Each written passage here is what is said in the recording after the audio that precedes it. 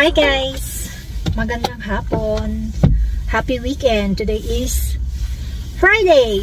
Yes, it's Friday na. Ang bilis ng araw, no? Parang kailan lang. So, kagagaling ko lang sa trabaho, guys. Obvious ba, naka-scrub suit ako. So, today is my grocery day. So, ngayon is nandito ako sa my Latino food market. Dito ako unang dadaan. Bibili muna ako ng tortilla at saka ng chorizo. Kasi sabi ni Mike, namimiss niya yung pagkain nila. Kumbaga sa atin, rice is life, sa kanila is tortilla is life. So yun, dito muna ako dadaan. Nauhaw ako, guys. Tapos after nito, didiretso ako sa either seafood or Walmart, kung ano yung mas malapit. So yan, guys, alam niyo dito meron din silang hot food. I mean, pwede kang kumain sa loob. Hindi pa namin na-experience dyan ni Mikey. Alam ko, hindi pa rin siya nakakarating dito actually. So yun, wala lang, nabanggit ko lang. Kaya ako nakikraving kayo sa Latino authentic food. Punta kayo dito sa Latino food market. Dito to sa may Northwest. So ayan, guys, punta tayo sa loob. So ayan, guys, tingin tayo ng sauce. Tingin lang magkano presyo. Kasi sa Walmart parehas lang, para may discount. So ito yung usually na binibili ko. Maraming klase. Kanya may sausage or yung ganito. Pero ito yung gusto ni Mikey. Tsaka yan, tortilla. Meron silang whole wheat and corn. So corn ang bibili natin.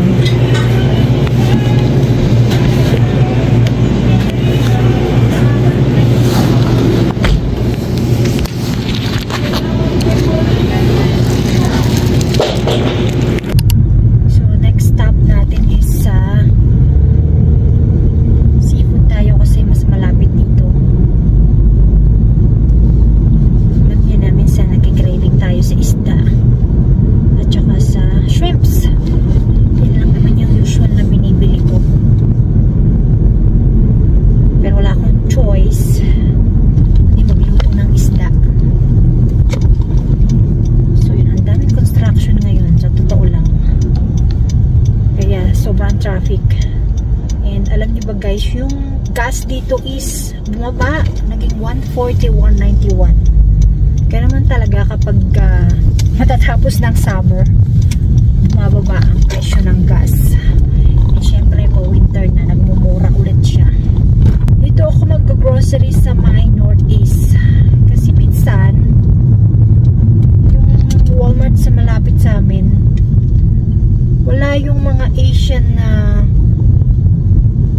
tinapay na binibili ko. At saka marami silang kulang-kulang. Marami silang items na kulang doon.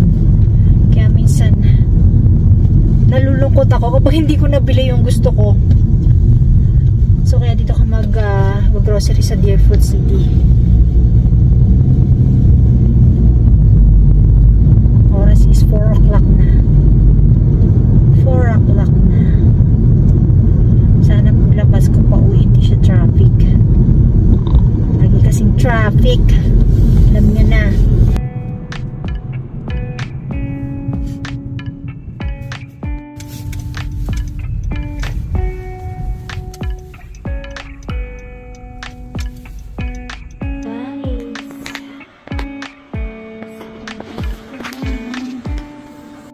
So nandito tayo, guys, sa Walmart. Kuha muna ako ng mga dessert kasi nandito to sa may entrance. Ano bang masarap? Masarap pero budget friendly. Tayo ng raspberry naman. Tayo ng raspberry, 4.97. So ito, guys, sinasabi ko sa inyo, Asian na tinapay. Wala kasi nito dun sa binibilhan ko sa isang Walmart. So ang isa nito is 127. Masarap kasi siya sa kape kapag nasa work.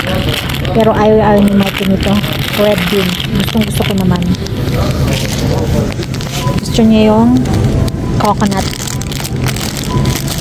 Coconut ang gusto niya. Carrots. Bili ako ng kamote.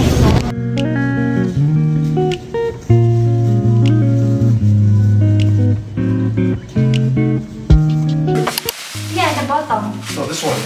What else cook? Yeah. My plan is to cook the shell, but it's too late. I'm gonna cook it tomorrow.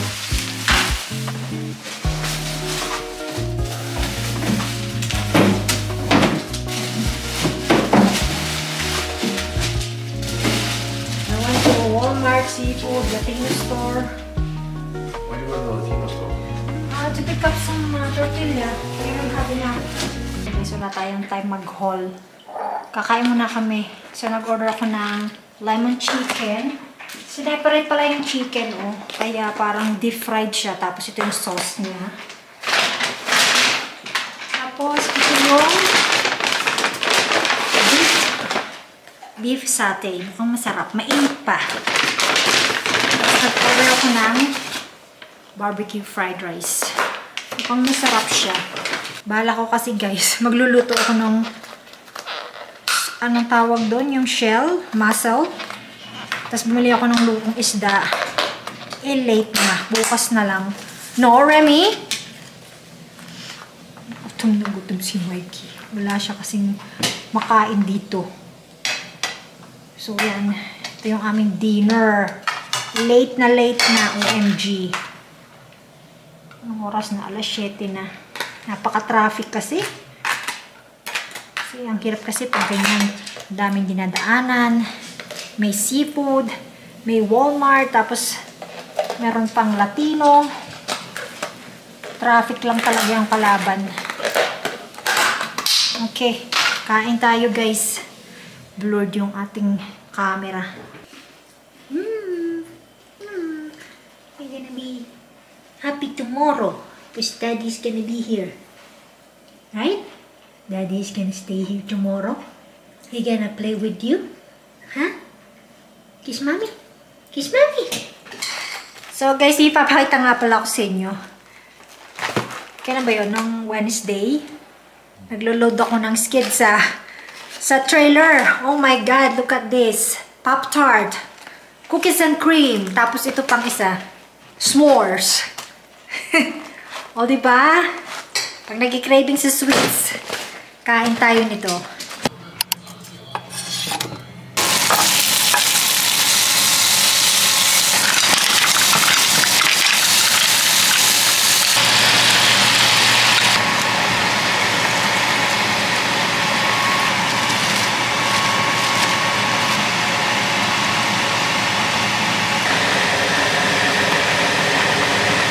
So, this is our dinner. Fish. Ayun yung binili ko kahapon sa Seafood City. Deep fried mackerel. Tsaka tahong. Tahong na seafood. So, ayan guys. Kakatapos lang natin kumain. So, bumili ako ng mga pandekorasyon sa pintuan para sa Halloween. Kaya pa hindi ako makapagtayo ng Christmas tree kasi ayaw ni Mikey. Ayaw niyang magtayo ng Christmas tree maaga kasi mag-Halloween pa daw. So, meron kaming munting decoration para sa harapan. Actually, binili ito ni Mikey. Dumaan siya sa Superstore kanina. Bumili siya ng isang malaking pumpkin. Tapos itong light sa loob. O, di ba ang cute? Kasi nung isang araw, dumaan ako ng Superstore, ng Dalaraman, nalimutan ko bumili ito. Buti naalala niya. Tapos meron siyang pang-curve nung pumpkin. Tapos ito, sasabit dun sa harap ng pintuan. Yan. And ito, lagay namin nung mga treats. Hindi kasama yan kasi wala akong mapaglagyan dyan. Kaya dyan ko nilagay yung tinapay na pinamili ko kahapon. Remy, hi! Say hello to the vlog. So, yon. Nung before, dati nagre-rent lang kami, di ba? Kasi before, sa apartment kami nakatira, sa building. So, wala naman pumapasok ng mga batang, alam mo yung kakatok sa pintuan na sasabihin, trick or treat. Yun, walang ganun. So, sabi namin, why not this year? Kasi first time, bibigay kami ng mga treats sa mga bata kung sino man ang kakatok dyan. So, sabi ko, maglagay ako ng konting decoration sa harapan para at least alam ng mga kids na pwede silang kumatok at magbigay kami ng treats. Ang aming gagawin is mag-curve. Babe, Yeah. when we gonna carve the pumpkin?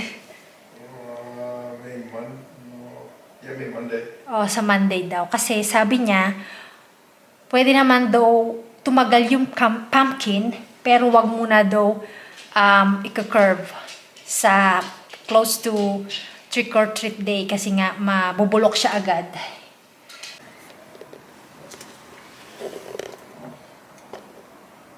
So, lalagay tayo ng konting palamuti sa harap.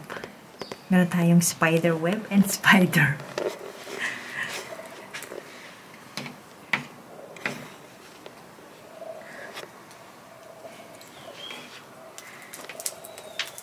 Meron tayong garland. Di ko alam kung saan ito ilalagay. Para merong konting kulay. Bukas ng umaga pagdating ko. After work, dito ako dadaan. Papakita ko sa inyo kung anong itsura sa labas. So, ang trick or treat is sa Thursday, yung Halloween day. Pakita ko sa inyo guys yung ginawa ni Mikey. Marami siyang web.